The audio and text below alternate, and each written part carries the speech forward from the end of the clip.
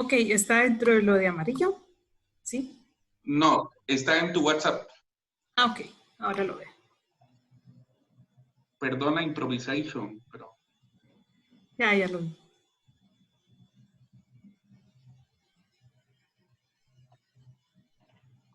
Bueno, Mario, cuando estés listo. No, ahorita, espérame. Estamos conectándonos con Facebook.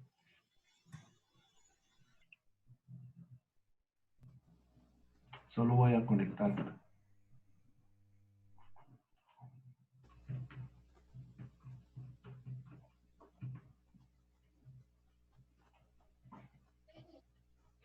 Dale, Adrián. Ya estamos. Ok. Hola, buenas tardes. Bienvenidos a otra emisión más de su programa Causa Abierta. Hoy es un día bastante especial. Quiero darle la bienvenida a nuestra compañera Gabriela Lima. Ella es licenciada en nutrición, ciudadana guatemalteca, y pues bueno, se une esta tarde a la conducción de este programa. Bienvenida, Gabriela. Hola Adrián, muchas gracias y mucho gusto a todos. De verdad que espero poder compartir con ustedes en este espacio. Y gracias a los que nos están escuchando también o viendo a través del Facebook.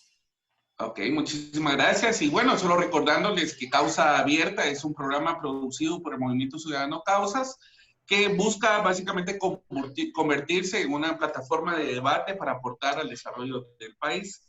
Hoy, básicamente, vamos a abordar de un tema muy importante, que es la situación económica del país en un contexto bastante difícil, como es el contexto de la pandemia del COVID-19, pero sobre todo de cara ya a un proceso de análisis y discusión de un nuevo proyecto presupuestario para la función pública, el proyecto de presupuesto 2021. Así es que, ¿comenzamos, Gabriela? Claro que sí. Tengo a bien a presentarles al licenciado y economista por la Universidad de San Carlos de Guatemala, profesor investigador del Departamento de Estudios de Problemas Nacionales, Rafael Piedrasanta Arandi. Tenemos entonces al licenciado Eddie David López Santiago. Bienvenido. Gracias, mucho gusto. Bueno, yo voy a presentar a mi compañero de fórmula. Él es Mario Rodríguez Acosta. Mario es investigador, fuimos compañeros en el Instituto de Problemas Nacionales de la Universidad de San Carlos de Guatemala. Es investigador del Departamento de Estudios de Problemas Nacionales Rafael Piedrasanta Arandi, actualmente en la Facultad de Económicas de nuestra Universidad de San Carlos de Guatemala. Entonces, vamos a dar inicio con un pequeño preámbulo del tema de hoy. Gabriela. Sí. Pues este es un tema, como ya bien lo decía Adrián, sumamente importante. Desde comienzos de la pandemia del COVID-19, las estadísticas de personas contagiadas que han padecido graves dolencias se han incrementado. No dejamos de ver cada día estadísticas que nos reflejan no solo contagiados, sino las personas que han fallecido, y lo cual lamentamos profundamente. De acuerdo con datos de instituciones económicas internacionales, se estima que al final del año habrán 90 millones de personas en la indigencia y en niveles de pobreza que se han incrementado en todos los países, incluyendo a Guatemala. La economía de Guatemala mostró indicadores macroeconómicos resistentes a la crisis entre el 2008 y el 2012. Sin embargo, la pandemia ha afectado negativamente la economía del país.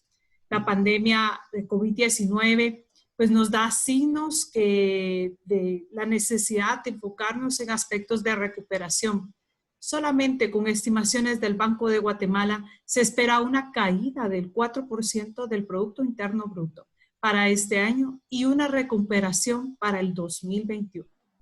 Para hacer frente a esta situación, el gobierno pues ha dispuesto un incremento presupuestario de 19,000 millones de quetzales, más de 2.5 mil millones en préstamos que ya estaban negociados.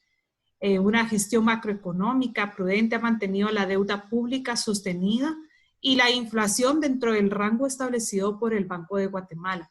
4%, entre más menos 1 de punto porcentual. Y se calcula también que un 5.1% del déficit fiscal y un incremento significativo de la demanda del dinero que ha generado una actividad bancaria importante, sin que eso refleje que el crédito interno al sector privado.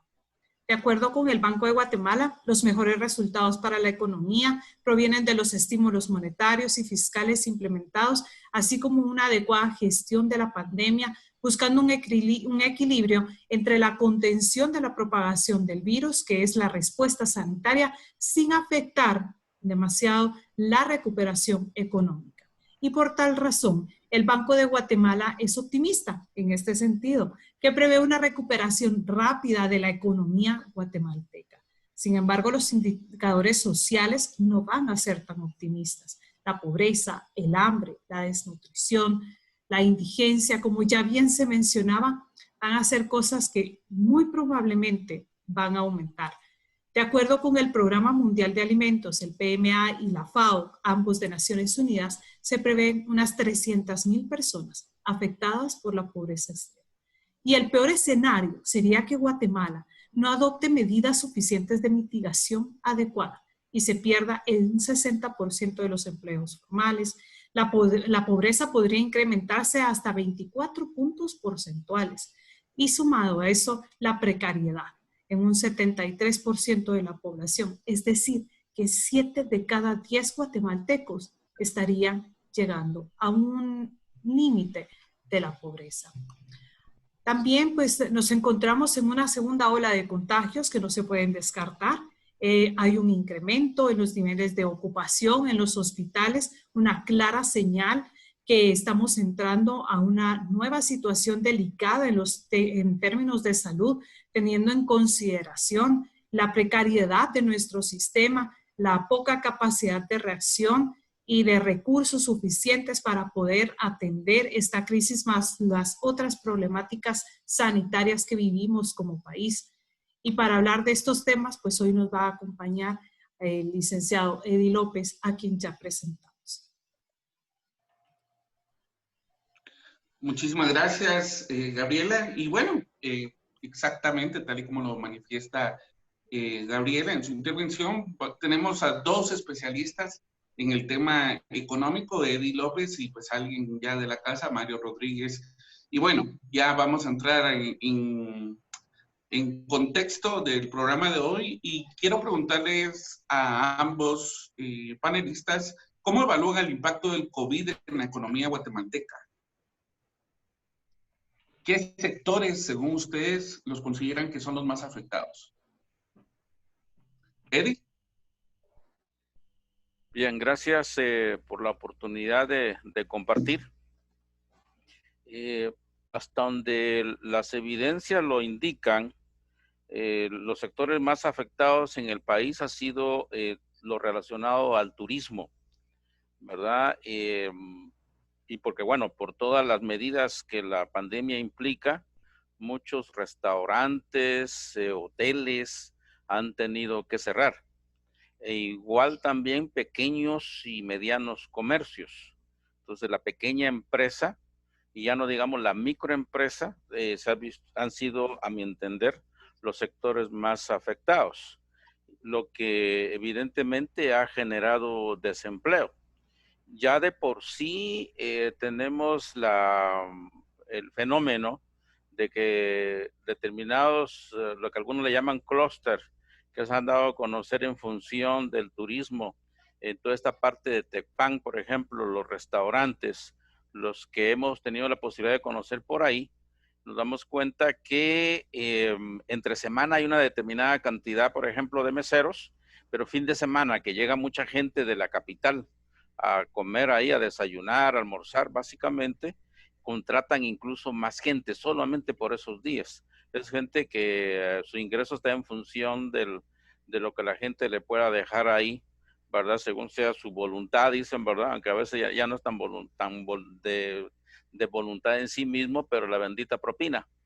Y que les genera un ingreso adicional a su actividad agrícola en muchos de esos lugares. Ellos se quedaron sin esa posibilidad y la gente que ya estaba contratada más fija igual, estuvo cerrado en su momento, entonces han sido los lugares mal golpeados. Algunos aquí en la capital, para no irnos tan lejos, uno de los lugares íconos de mucha gente, las 100 Puertas, ¿verdad? Para mucha tristeza vimos que cerró, ahí sí que valga la redundancia, cerró sus puertas, ¿verdad? Porque mucha gente, esas pequeñas empresas, pues no podían estar pagando locales igual. Entonces, tener que pagar, bueno, los que saben de negocios sabrán aún mejor, todos los gastos fijos están ahí, y entonces muchos tuvieron que quebrar, o antes de irse a la quiebra total, mejor cerrar. Entonces, a mi entender, todo lo relacionado, repito, al sector turismo, con sus servicios que ello implica, restaurantes, hoteles, guía de turismo, e incluso artesanías, es lo que se ha visto mucho más afectado. Y por supuesto, por otro lado, que es más en las cabeceras departamentales, en la capital, el llamado sector informal, ¿verdad? Sabemos que en Guatemala el 70% de la gente utiliza como estrategia para sobrevivir el autoemplearse o dedicarse a alguna actividad de la economía informal. Entonces han sido los que se han visto mucho más afectados, y por eso entendería yo que a nivel macroeconómico las cifras no son relativamente tan significativas, pero ahí lo dejo por ahora. Excelente, Eddie. Mario, ¿qué piensas? Bueno, yo creo que reforzando eso también hay que entender que los problemas estructurales del país se mantienen. O sea, la pobreza estructural, la cuestión de la mala distribución y un impacto que ya se está viendo dentro de las finanzas públicas es la bajada de la recaudación de impuestos, lo cual va a repercutir negativamente en un futuro esta situación.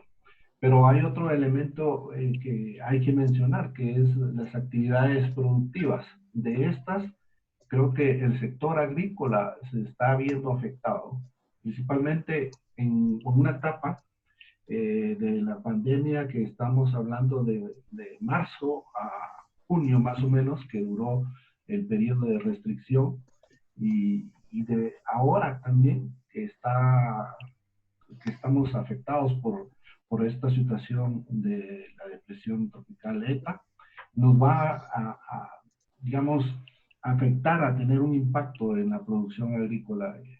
Eso es importante. Aunado a esto, vamos a ver también una disminución de las exportaciones, lo que también va a generar un proceso de desempleo. En el largo plazo, el Banco de Guatemala estima que se están perdiendo más o menos 140,000 empleos en el país, lo cual es bastante, porque estamos hablando de empleos formales, de una relación contractual que está afectando directamente a las empresas que proporcionan empleos formales. Ya habría que analizar con más detalle aquellos aspectos que tienen que ver con el sector informal, con la microempresa, con la pequeña y mediana empresa, porque de una u otra manera son emprendimientos, hablemoslo en estos términos, que también han sido afectados y que de una u otra manera son los que generan la mayor cantidad de empleo en el país. Muchísimas gracias. Muy interesantes sus respuestas, y como hemos escuchado tanto del licenciado López como del licenciado Rodríguez, son varios los sectores económicos que están siendo afectados. Turismo, las pequeñas empresas, el sector agrícola, ¿verdad? Que es un sector fundamental. Aún nos reconocen como un país productor, ¿verdad? Agrícola productor. Y dentro de esto llama mucho la atención las medidas que se puedan tomar en consideración por parte de nuestras distintas autoridades y el Estado para ir mitigando este impacto o los efectos hacia esos sectores. ¿Cómo ven ustedes las medidas que se estuvieron estimulando ahora dentro de la pandemia, y cuáles son aquellas que tenemos que reforzar como país y aquellas que definitivamente tendríamos que reconsiderarlas y pensar en una nueva? Bueno, creo que las medidas económicas que se han adoptado van en dos líneas, ¿no? Una es atenuar el impacto vía un reforzamiento de los servicios de salud y por la vía de atender, digamos, un sector muy vulnerable con un bono familiar que representó 3 meses y que al final solo dieron 2 pagos y está pendiente el último. Ese es, digamos, eh, un primer periodo que permitió responder a, a la situación de emergencia que se estaba viviendo. Posteriormente, el gobierno de Guatemala ha implementado el programa de reactivación económica. Para ello ha contratado a una empresa pues, consultora internacional que ha desarrollado una serie de recomendaciones. Pero esas recomendaciones van digamos, en la línea de hacer lo mismo que se estaba haciendo, o sea, incentivar eh, la exportación, traer capital extranjero al país, eh, fortalecer, digamos, esas cadenas productivas que fueron afectadas, pero que están orientadas para la exportación. Y a partir de ahí se espera que con el incentivo que se están otorgando a determinados sectores se pueda hablar de un crecimiento económico. Esas, digamos, son las medidas que el gobierno ha tomado. También un programa de apoyo a la microempresa, pero que no ha sido ejecutado en su totalidad. Yo creo que el porcentaje de esos fondos no han sido canalizados adecuadamente y no se están ejecutando. Por lo tanto, las medidas, digamos, ya que tienen que ver con la reactivación económica han sido muy pobres. No se han visto, digamos, los resultados de eso y el gobierno, a mi parecer, lo que le está apostando es a la apertura de la economía. O sea, estamos hablando de dejar atrás ya ese periodo de confinamiento y pasar ya a una normalidad, entre comillas, y reactivar la situación económica para incentivar el consumo, para generar las transacciones y para que de una u otra manera los inversionistas extranjeros tengan una, digamos, certeza de que la economía guatemalteca está creciendo o está en su actividad. El Banco de Guatemala está haciendo un análisis al respecto y plantea que pues no hemos tenido, digamos, una caída muy pronunciada con respecto a los otros países de Centroamérica. El banco dice que somos una economía resiliente, o sea, resistente a los impactos externos e internos que sufre la economía y que por lo tanto estima que a finales de año, digamos diciembre y principios del otro año, vamos a tener una recuperación importante. Y se basa básicamente en el incentivo del consumo que está sucediendo en el país y ese incremento del nivel de consumo se está dando vía las remesas familiares, principalmente porque al inicio de esta situación se pensó que las remesas iban a tener una caída, mas sin embargo no fue así. Las remesas cayeron los primeros 2 meses, pero se mantuvieron y ya han comenzado a crecer nuevamente.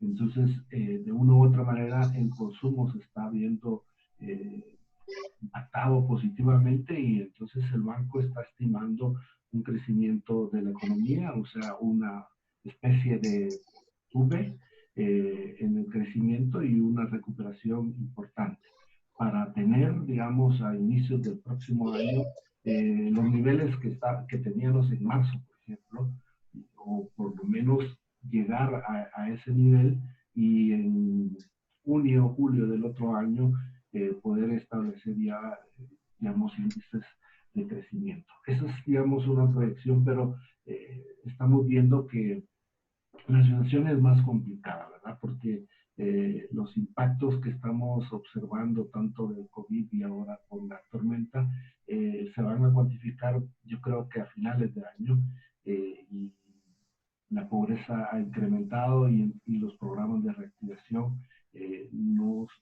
pues, no han funcionado para la gente, digamos. Tal vez para las empresas que han reiniciado su producción, sí, pero para la gente que se ha quedado sin empleo, no. Entonces, eso es lo que estamos viendo y esos son los problemas que estamos observando. Excelente, Mario. Bueno, yo lo que puedo, perdón, yo lo que puedo agregar, ¿puedo agregar o va a preguntar Adrián?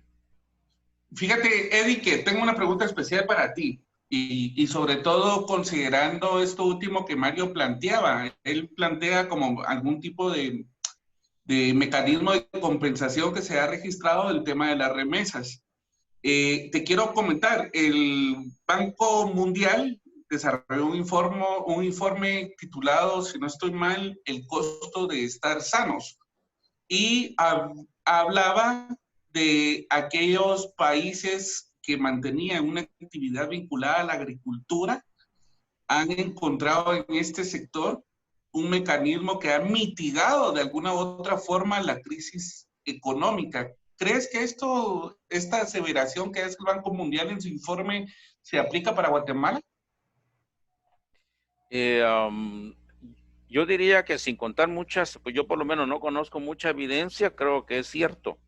La economía familiar campesina, que no obstante ha sido abandonada por los distintos gobiernos, muestra siempre niveles de resiliencia ante estos procesos, porque digamos, precisamente en función de esa economía es que tenemos alimentos, y no obstante que no reciben el apoyo del gobierno como sí lo reciben los campesinos los agricultores de otros países. Estados Unidos, el lugar más cercano, sabemos que en su momento nos puede vender maíz mucho más barato por todo el subsidio que recibe de su gobierno.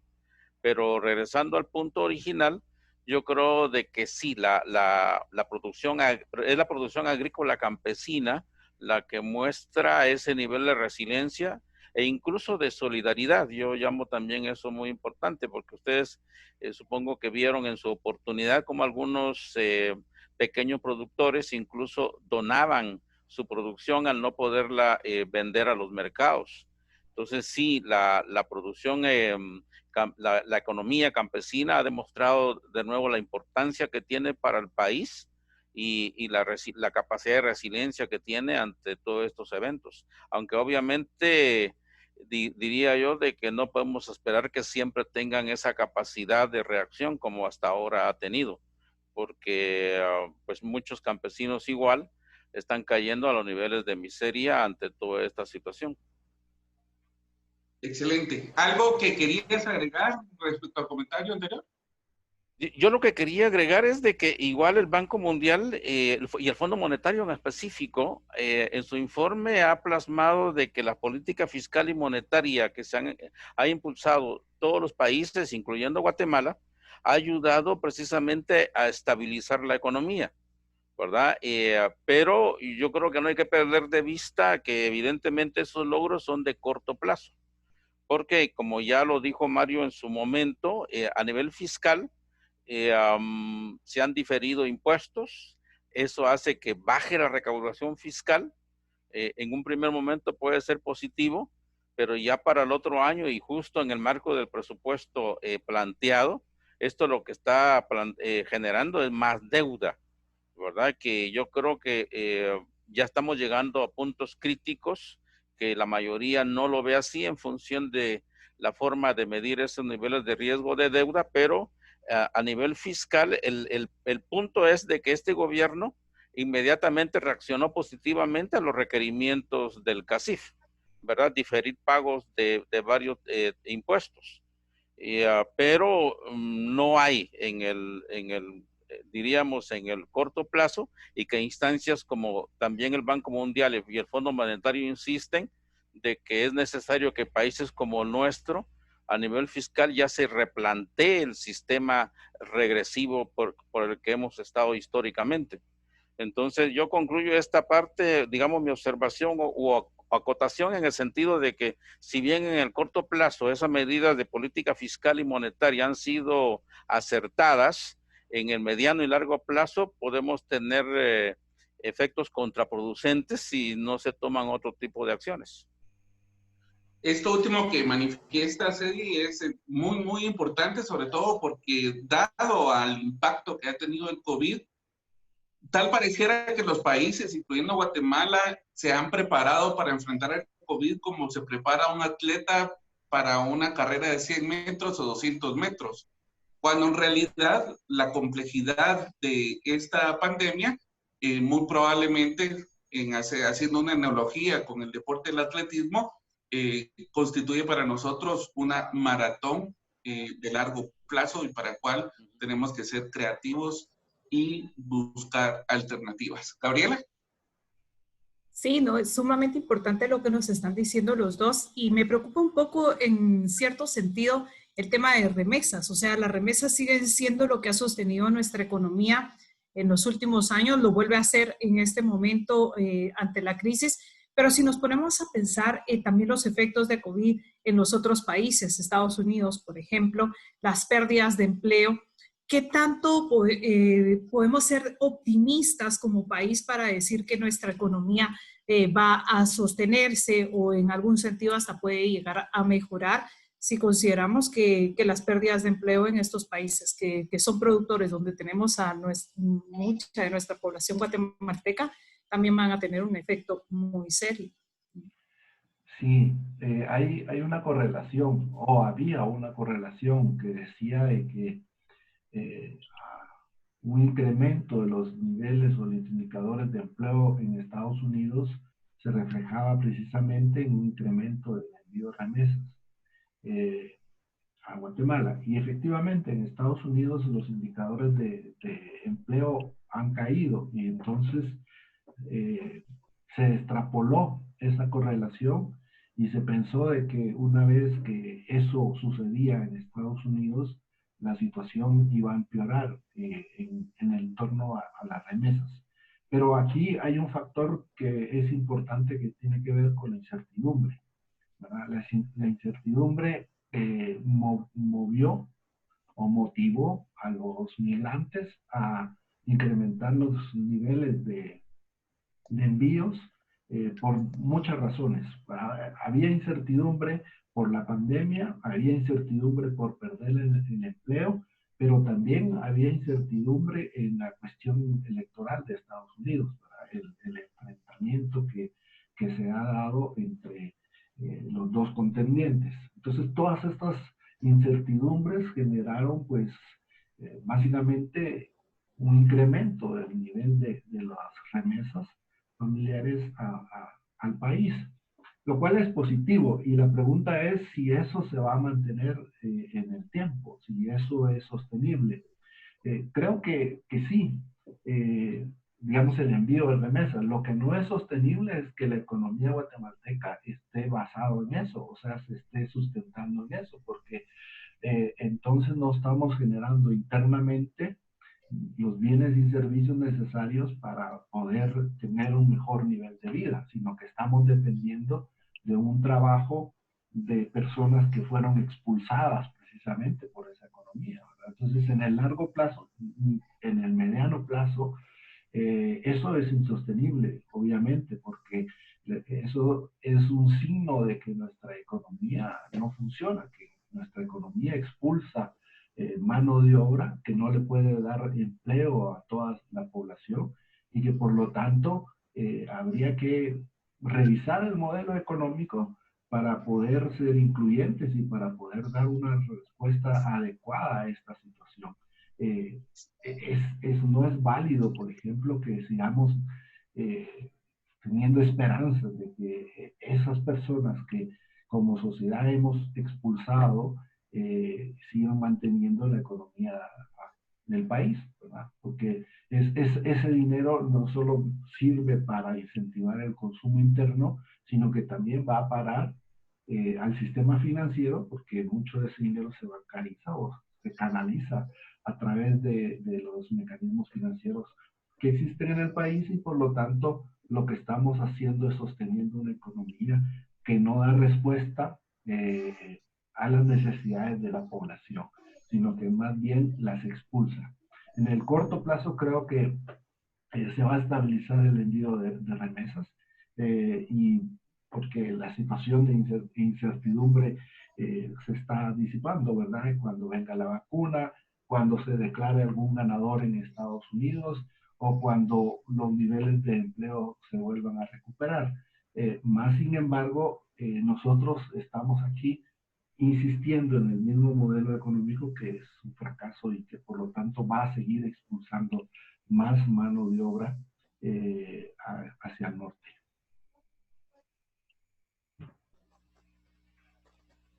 Muchas gracias. Sí, Adrián, tú. La siguiente pregunta. Solo para tomar en consideración algo, esta pregunta va nuevamente para ambos y sobre todo en esto que se planteaba del optimismo que está teniendo el Banco de Guatemala, asegurando pues que la caída del Producto Interno Bruto del 4.5% este año, pero habla de una recuperación para el próximo año. ¿Es esto en realidad posible? Ahora, ¿Y en base a qué creen que ustedes lo están haciendo? Bueno, de acuerdo a incluso la última presentación del Banco de Guatemala, todavía es más optimista, ¿eh? Porque en Guatemala, en una presentación que hizo hace pocos días, hablaba ya de una caída de 1.5 del PIB, ¿verdad? Ya todavía mucho menor que las proyecciones que de hace mes y medio. Tres puntos menos de lo que así es. Y bueno, esto de acuerdo a cifras macroeconómicas, especialmente el IMAE, el índice de la actividad económica como tal, donde aparentemente se está recuperando la actividad del país como tal. Ahora, yo creo que hay una serie de factores que evidentemente se concatenan para que esté pasando esta situación. Una de ellos es que de alguna manera nos favorece, es que sigue a la baja el precio internacional del petróleo como tal, ¿verdad? Y lo que ya se mencionó, que evidentemente, que incluso se esperaba mucho menos remesas de las que ya se llegó, ¿verdad? Ya el mes pasado, ya incluso fue mucho superior al mes antepasado. Entonces, las remesas, afortunada y desafortunadamente, creo yo que incluso no le dan todavía toda la connotación que tiene por su efecto, aunque incluso repercute para lo que algunos otros colegas expertos llaman en el mal holandés, ¿verdad? Pero que hace que el tipo de cambio esté estable, que nos ayude a pagar el desbalance comercial. Entonces, las remesas tienen una importancia mucho más allá e incluso evidentemente las remesas, porque la mayor parte de la gente lo utiliza para el consumo, ayudan a incrementar la demanda agregada. Evidentemente, ante la falencia del gobierno en su apoyo, han sido las remesas las que están haciendo que mucha gente afectada pues tenga que comer, ¿no? Pero sí, por otro lado, incluso yo miraba esos datos del Banco de Guatemala, el otro año proyectan un crecimiento de 3.5 de la economía como tal, ¿verdad? Y entre los sectores que aparentemente proyectan mayor crecimiento está la construcción, el comercio, las actividades financieras y seguros, ¿verdad? De acuerdo a proyecciones, repito, hechas por el Banco de Guatemala. Evidentemente, ese crecimiento o ese optimismo está en función del modelo actual, lo cual no podemos obviar en el sentido de que Guatemala ha tenido años de un crecimiento moderado, pero crecimiento al final importante, en algunos años más que 3.5, pero eso no implica equidad en el ingreso. Y no olvidar de que precisamente han sido los últimos 20, 30 años que se ha intensificado y más aún los últimos 10 años el flujo migratorio irregular a Estados Unidos, básicamente, ante gente que no encuentra ninguna alternativa más, no obstante que la economía ha crecido. Sí, creo que es muy valiosísimo su comentario y justamente para adentrarnos ya en el tema de presupuesto nacional, Se ha conocido el plan de reactivación económica que propuso el gobierno. Es una versión que consideramos muy similar a la del sector privado y en síntesis pues plantea apoyar las exportaciones, fortalecer cadena de productos, atraer inversión extranjera directa. ¿Cómo analizan ustedes? Y le voy a dar ahora primero la palabra al licenciado Rodríguez. ¿Cómo analiza esta situación que se está presentando dentro del presupuesto? Bueno, quería antes comenzar y dar respuesta un poco a la pregunta anterior de que hay una variable que es importante y yo creo que sobre esa variable es donde el Banco de Guatemala está basando sus proyecciones optimistas, que es que tanto el tipo de cambio como la tasa, la tasa de inflación no han variado, o sea, se han mantenido. Incluso en estos periodos de los últimos meses ha bajado hasta el 1% de inflación. Entonces, yo creo que por ahí el Banco de Guatemala hace sus proyecciones optimistamente. En torno al déficit fiscal, efectivamente, los técnicos están hablando de que no es un problema, ¿verdad? Que la cuestión de la deuda sigue siendo manejable, que las proyecciones de ingresos se pueden ver afectadas por esta situación, más sin embargo creen que es congruente, digamos, una situación de déficit fiscal en una situación de una política anticíclica, digamos, para paliar estos problemas que están surgiendo debido a la COVID y en las cuestiones fundamentales del choque de demanda y oferta que ha tenido la economía. Entonces, lo ven desde el punto de vista técnico en el sentido de que efectivamente el Estado necesita retomar o invertir o ser el motor fundamental de la economía para apoyar al sector privado. Esa visión está presente, o sea, el sector privado está sufriendo, según el gobierno, por lo tanto, el presupuesto debe de estar orientado a apoyar a aquellas ramas de la economía que permitan ese despegue económico. Por lo tanto, el déficit fiscal se justifica, ¿verdad? Se justifica en torno a que a partir de ahí se va a generar una dinámica económica distinta y a partir de ahí se van a justificar precisamente esos incrementos del producto que está planteando el Banco de Guatemala. Muchas gracias. No sé si el licenciado López quisiera agregar algo respecto a esta pregunta. Claro, la propuesta a la que se hace mención, como otras similares, tiene el pecado original de cómo han sido planteadas, ¿verdad? La propuesta únicamente, como el presidente Yamatei ya lo dijo, fue consensuada con el CACIF, básicamente, e incluso con el alcalde capitalino. Lo cual nos hace ya prever de que no se están tomando en cuenta las necesidades reales del país, de realmente impulsar un apoyo a las micro, medianas y pequeñas empresas, que es donde debería de generarse una serie de políticas reales de apoyo, especialmente de encadenamiento productivo a nivel en el área rural, pero eso no se obvia. El modelo es básicamente el mismo, en función de concentrar la riqueza en los mismos de siempre. Entonces no se ve cambios como tal en este gobierno, no existe ni la voluntad. Y ya el solo hecho incluso de contratar una firma como que en Guatemala no existiera la CEGEPLAN, ya deja mucho que desear de este gobierno y de su deseo de verdad de ayudar a la población, a la mayoría de la población.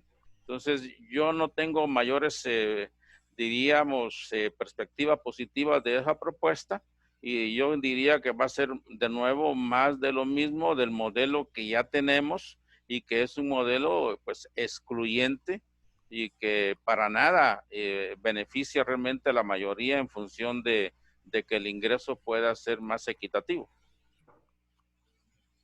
Muchísimas gracias. Muy interesante. Creo que en conclusión podemos ir considerando que se sostiene esa inequidad, ¿verdad? Que refleja no solo el presupuesto, sino ya la realidad de nuestro país en distintos indicadores de desarrollo. Adrián, tienes tu micro cerrado. Tienes el micro cerrado. Sí, perdón. Una pregunta para ambos nuevamente. ¿Se está criticando la recuperación de empleos debido a que los empleos que se recuperan se hacen en condiciones más precarias? En muchos casos se negocia individualmente con los trabajadores para reducir los salarios, para incrementar la actividad laboral, todo aprovechándose de la precariedad de la situación. ¿Cómo ven esto? Bueno, hay que entender que el factor trabajo va a cambiar fundamentalmente. Eso es un elemento que hay que tener en cuenta, y de aquí en adelante la cuestión del trabajo, la relación entre el trabajo y el capital va a ser distinta. Primero, porque hay sectores económicos que van a pasar a trabajar de forma independiente, trabajo en casa, al que le llaman, ¿no? Ahí podemos hablar de los servicios de tecnología, los servicios profesionales, incluso los servicios de salud, porque si ustedes se dan cuenta, el seguro de salud que compró el Ministerio de Educación se hace prácticamente teletrabajo, ¿no? Y consultas a través del correo. Entonces, eso va a cambiar. Entonces, las empresas se han dado cuenta de que una de las cuestiones que tienen para volver a la competitividad o para retomar los niveles de ingresos que tenían anteriormente es precisamente reducir el salario de los trabajadores. Y aduciendo que en una situación de emergencia, aduciendo que las condiciones contractuales cambiaron, entonces se están reduciendo efectivamente los salarios que antes tenían. Y se basan en esa situación y también en la necesidad que tienen los trabajadores por mantener sus puestos de trabajo. Entonces aceptan esa disminución, pero el trabajo se recarga porque prácticamente van a hacer más actividades y más tiempo de trabajo. Pero una cosa importante, ya no van a gastar, digamos, el capital, los bienes, los servicios, ni van a hacer uso de las herramientas que la empresa les da, sino que van a hacer un gasto adicional para poder, digamos, desarrollar su actividad laboral desde su casa y usando sus instrumentos propios, ya no de la empresa. Entonces, ahí es donde hay una situación, digamos, injusta en el sentido de que esta situación de pandemia al final la está asumiendo el trabajador. El trabajador que se ha quedado, digamos, en una desprotección, pero también hay trabajadores que han perdido completamente su empleo por el desempleo y la informalidad es uno de los aspectos que va a crecer en esta situación. Y entonces sí, efectivamente, las empresas lo que están es aprovechándose de esta pandemia y han bajado los salarios, han renegociado el contrato laboral y han puesto sus condiciones. Y a los trabajadores no les ha quedado otra que aceptar esta situación. Muy bien. Eddie. El proceso de desregularización laboral viene en nuestro país y en el mundo desde hace ya algún buen tiempo, aunque yo creo que en Guatemala de unos 10 años para acá ha sido más evidente. Y entonces en el medio o en el marco de esta crisis, los grandes capitales nacionales y transnacionales han optado por eso, aprovechando de que hay abundancia de mano de obra, pues para pagar poco, o incluso el otro aspecto de nuestra población, la población joven, aprovechando que es población joven e incluso la juventud lo acepta normal. Si ustedes, yo no sé, supongo que han tenido más de alguno la experiencia de usar Uber, van a encontrar que muchos de ellos tienen un trabajo y colateralmente también optan por trabajar para Uber para complementar el salario, ¿verdad? Han comprado su vehículo, con las penas que eso implica, a plazos, pero para complementar, repito, le entran a eso. Entonces, es parte de los males de la globalización como tal, de este proceso de gran concentración que no hay forma que pare, no hay forma de que los países encuentren otra alternativa, y que nuestro país se ve reflejado incluso precisamente en el tema de migración. Para mí no dejó de sorprenderme de encontrarme en su momento que en general de la población que ha migrado a Estados Unidos, el 40% tenía trabajo. No es que no tuviese trabajo, pero tenía un trabajo con muy mal salario. Y entonces buscando mejores alternativas, sabiendo que es gente que está casada o que buscaba mejorar su estatus, tener casa, etcétera, esas aspiraciones, pues optaron por irse a Estados Unidos, a pesar de que tenían un trabajo. Entonces yo creo que las condiciones de precariedad laboral se siguen incentivando aquí en el país. Ok, es bastante paradójico porque, bueno, justamente como bien lo mencionaba Eddie, las políticas de ajuste estructural, los programas de ajuste estructural fueron básicamente los que incidieron en la disminución del Estado y en la flexibilización laboral. Hoy, paradójicamente, vemos, por ejemplo, el Banco Mundial, que fue de los que de alguna manera prescribió esa receta del ajuste estructural. En este informe que les menciono, hablan de dos cosas particularmente. Uno, acepta de que es justamente los trabajadores informales los más golpeados dentro de este proceso, tomando en consideración evidentemente que no tienen ni gozan de ningún sistema de protección que los ayude a enfrentar alguna crisis generada por un posible desempleo, por ejemplo. Pero por otro lado, es bastante interesante porque es el propio Banco Mundial en este informe que lo que habla es que los países deben encaminarse de alguna u otra forma a la creación de una política que promueva la formalización del trabajo. ¿Qué piensan ustedes de esto?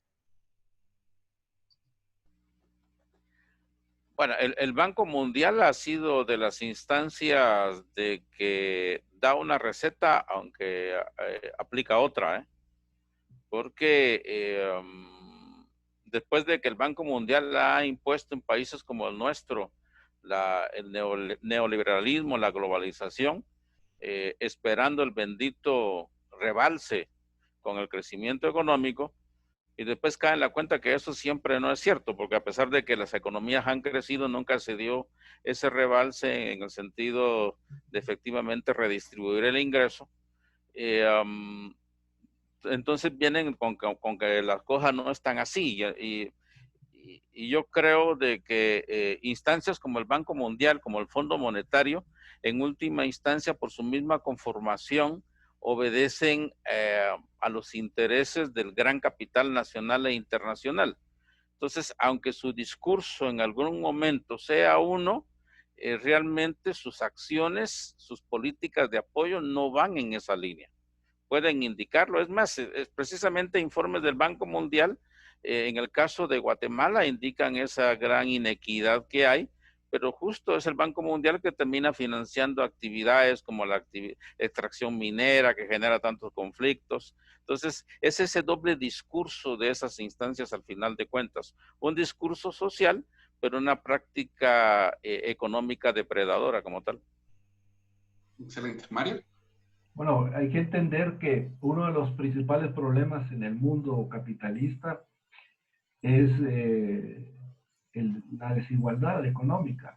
Ese es, digamos, el elemento que está dañando incluso la democracia occidental. Entonces los gobiernos están preocupados, ¿verdad? Porque no es posible que en unas sociedades donde se genere mucha riqueza hayan abismos de desigualdad bastante alarmantes que pueden provocar precisamente un cuestionamiento a ese sistema económico. Entonces el Banco Mundial responde a eso, ¿no? A la preocupación que tienen los países más desarrollados de la situación de desigualdad económica, a la desigualdad social, a los desequilibrios que eso genera en las economías. Entonces, aquí estamos hablando de una sociedad guatemalteca precisamente no solo polarizada por el aspecto político, sino que también dividida por la cuestión económica, ¿no? Donde hay muchas desigualdades sociales, donde hay una brecha enorme en cuanto a determinadas poblaciones del país. Entonces, eso efectivamente hace que el Banco Mundial plantee estas políticas. Pero es paradójico porque sus recetas son más de lo mismo y incentivando los programas de emprendedurismo, por ejemplo. Y el emprendedurismo no es más que, mire usted qué hace, ¿verdad? O sea, ponga una empresa, pero haga algo para sobrevivir. Y esa situación hay que verla dentro del contexto de que no todas las empresas resultan siendo rentables, no todos los emprendimientos resultan siendo adecuados o exitosos. Entonces, al final de cuentas, esas propuestas que el Banco Mundial impulsa, no solo en Guatemala, sino que en todo el mundo, resultan a veces contradictorias a lo que se quiere combatir, ¿verdad? Porque al final no se combate la raíz del problema, que son esas estructuras que impiden precisamente una mejor distribución de la riqueza que se genera en las sociedades. Muchas gracias, Gaby. Muchísimas gracias. Sí, justamente en la línea de lo que ustedes nos han venido planteando, la necesidad de hacer reformas fiscales y reformas económicas. Vemos que la pandemia del coronavirus, pues en Latinoamérica, no solamente en Guatemala, ha puesto en momentos críticos desde el punto de vista económico, social, medioambiental, y muchos instan a la generación de pactos políticos y sociales que se construyan con una amplia participación de los distintos actores y los distintos sectores y con objetivos de asegurar el acceso universal a la salud, una fiscalidad redistributiva, un incremento de la productividad, una mejor prestación de los bienes y de los servicios públicos y un manejo sostenible de los recursos naturales. Es decir, nos están como instando a tener todas las áreas concatenadas unas con otras. ¿Consideran que en Guatemala es viable política y económicamente hablar de un pacto fiscal y bajo qué condiciones tendríamos que hablar no solo de fiscal, ¿verdad?, sino un pacto económico y político que nos lleve a ese tipo de condiciones? Bueno, en el caso del pacto fiscal yo creo que no es viable. Primero porque no hay condiciones políticas. La mayor parte de actores está incluso en el mismo Congreso se promueven iniciativas de ley para exonerar a ciertos sectores de impuestos, ¿verdad? Entonces, y no hasta por 100 años. Claro, y no hay una contraparte que haga un peso, ¿verdad? Un contrapeso a estas propuestas. Y entonces se piensa de que incentivando la producción es reducir los impuestos. Es más complicado de lo que parece, ¿no? Y la cuestión, creo yo, que pasa un poco por incrementar los niveles de recaudación. Estamos hablando de, por ejemplo, las aduanas, mejorar esos sistemas. Estamos hablando también de evitar la evasión que se da. Estamos hablando de generar medidas coercitivas para las grandes fortunas, para poder efectivamente hacer que paguen lo que les corresponde y hacer unas pequeñas reformas a algunos impuestos para que la recaudación sea mayor. Yo creo que por ahí podemos hablar, pero que es necesario una reforma fiscal es necesario. O sea, el Estado no puede seguir ausente en muchos aspectos, porque obviamente no tiene los recursos necesarios para poder impulsar, por ejemplo, la educación. La educación es fundamental en el desarrollo de cualquier sociedad y aquí estamos estamos mal todo el sistema educativo está colapsando, es un fracaso la reforma educativa, pero no se tienen los recursos necesarios para poder implementar un nuevo modelo educativo, para implementar una reforma consciente y consecuente de la necesidad que tenemos de mejorar la educación. Y entonces esas cuestiones, esas inequidades que existen, se tienen que combatir, pero no se tienen los recursos. Y lamentablemente tampoco se tienen, digamos, la voluntad política de los sectores que están detentando el poder en la actualidad para poder hacer un tipo de reforma fiscal como conviene para el país. Muchas gracias. No sé si el licenciado López quiere agregar algo a esta pregunta. Sí, solo hacer digamos, la acotación de que precisamente los acuerdos de paz firmados en 1996 nos planteaba esa posibilidad de ir construyendo un nuevo pacto como sociedad, que incluía incluso un pacto social, que el FRG lo echó a perder sin más, no lo tomó en cuenta, y que fue el último intento que yo recuerdo de hacer un pacto fiscal, y donde incluso los grandes empresarios estaban de acuerdo, ¿verdad? Pero luego venimos en este proceso en caída libre, como lo dicen algunos, y que después del último tiempo de la CICIG, nos encontramos con lo que algunos analistas hablan de un Estado cooptado por ese capital emergente que tiene que ver con actividades ilícitas y con el gran capital tradicional acomodándose en función de que no le toquen sus intereses.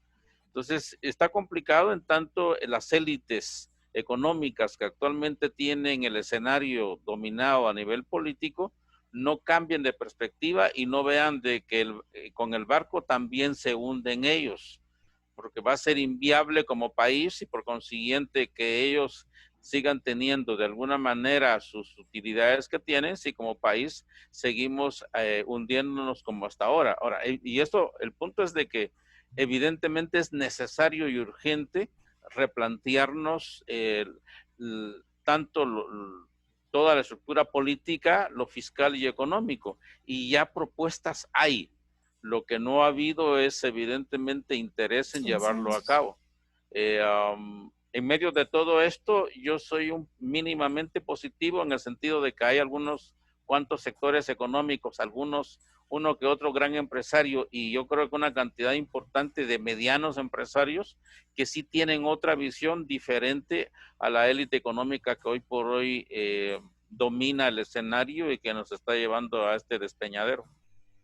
Claro, y que esperamos que en algún momento justamente esta crisis en la que nos estamos sumergiendo junto con todo el impacto de COVID y de las distintas situaciones que vivimos en el país, pues nos permitan poder replantearnos social y políticamente este tipo pues, al final de acciones que hoy se realizan en el ámbito económico y social.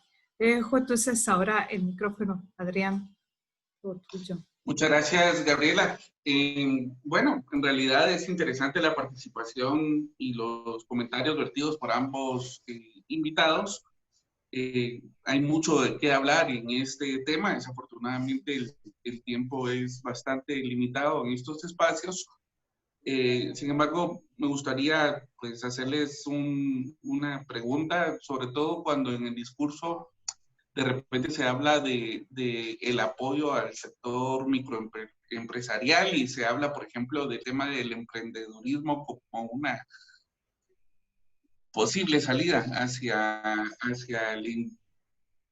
salir adelante por parte de las distintas personas. También hay o se ve en el ambiente, al menos en el discurso, cierta intención, por ejemplo, del nuevo presidente, quien acaba de anunciar que va a dirigir un nuevo gabinete de desarrollo rural.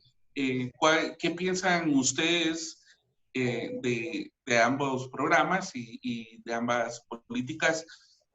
¿Cuáles son las condiciones sobre las cuales se van a desarrollar y si creen que esto es lo que se necesita para salir adelante?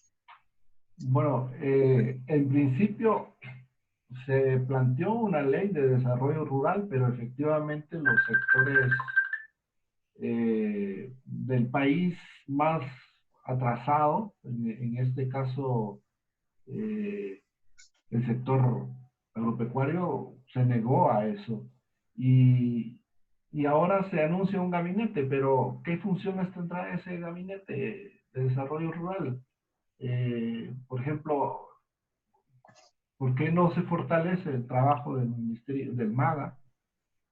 ¿Por qué se cancelan programas como de alimentación en el ministerio? ¿Por qué no se da continuidad a lo que se estaba desarrollando en varios ministerios, no solo en el MAGA, sino en el desarrollo social o en otros que tienen que ver con el sector agropecuario, el sector agrícola?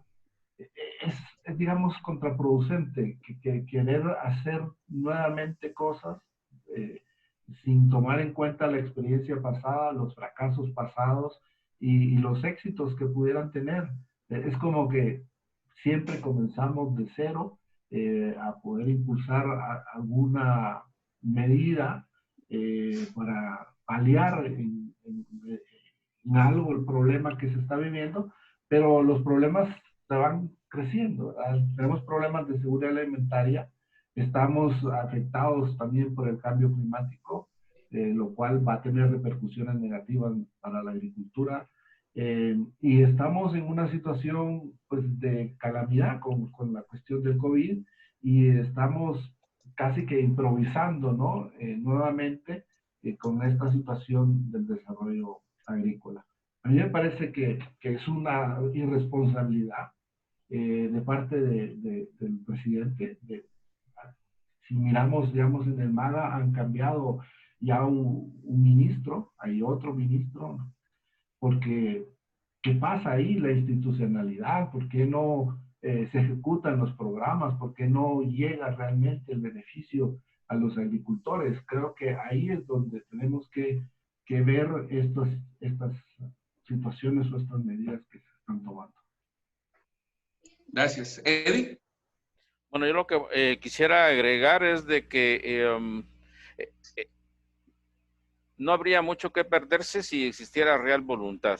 Hablar de emprendimiento es con los espejitos para mí que vienen hablando de unos 15 años para acá, cuando hay estudios que indican que nuestro país puede generar mucho empleo y más valor agregado si se apoyan las cadenas productivas, por ejemplo, y especialmente a nivel del área rural, que ahí necesitarían apoyo.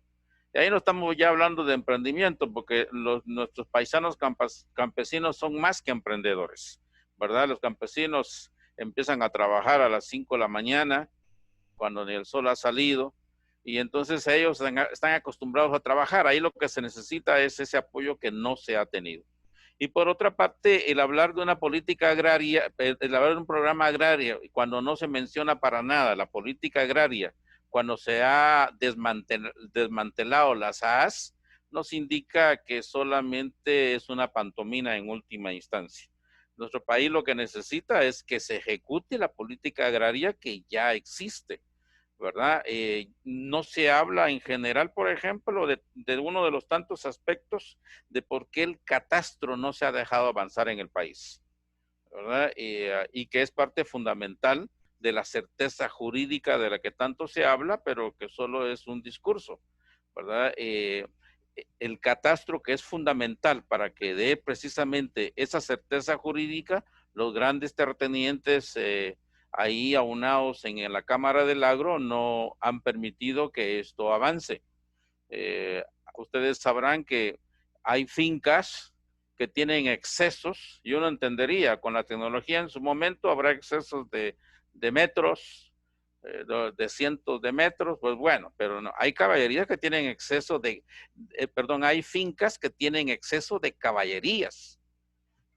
Y nos encontramos casos como que después de un momento hasta cabeceras municipales están en propiedad privada y ya en último momento resultan los herederos, entre comillas, reclamando esto, ¿verdad? Allá en Chaal, por ejemplo.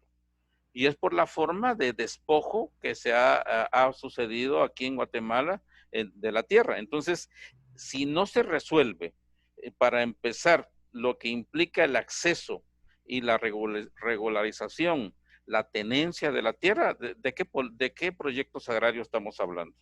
¿Verdad? Y la deuda pendiente histórica, latifundio, minifundio.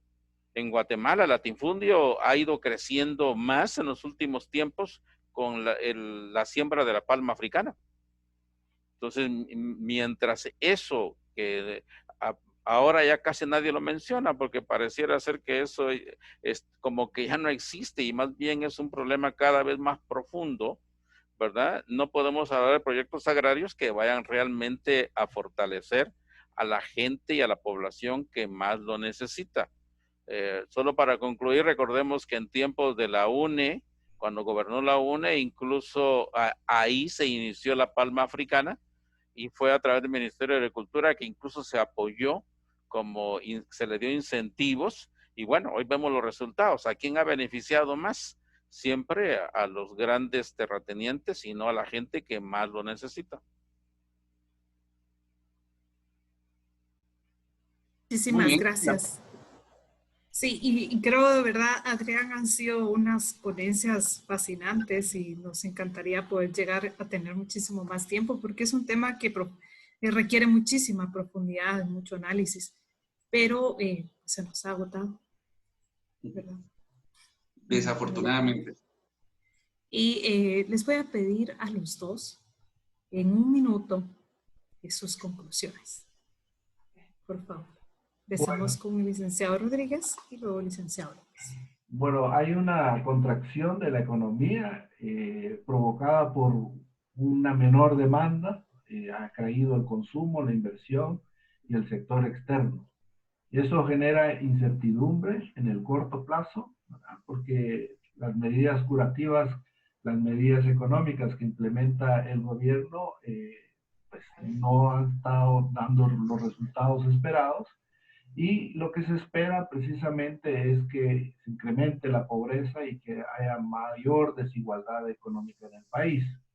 El desempleo y las condiciones de pobreza podrían afectar muchos otros aspectos de la vida cotidiana del país, y esto aunado principalmente a pues una respuesta insuficiente de parte del gobierno.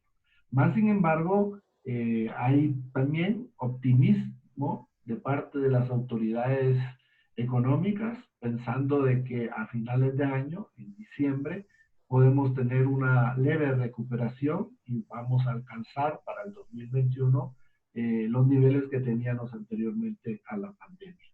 Eso está por verse y esperamos que al final de todo esta situación podría generar un cambio de visión en el modelo económico.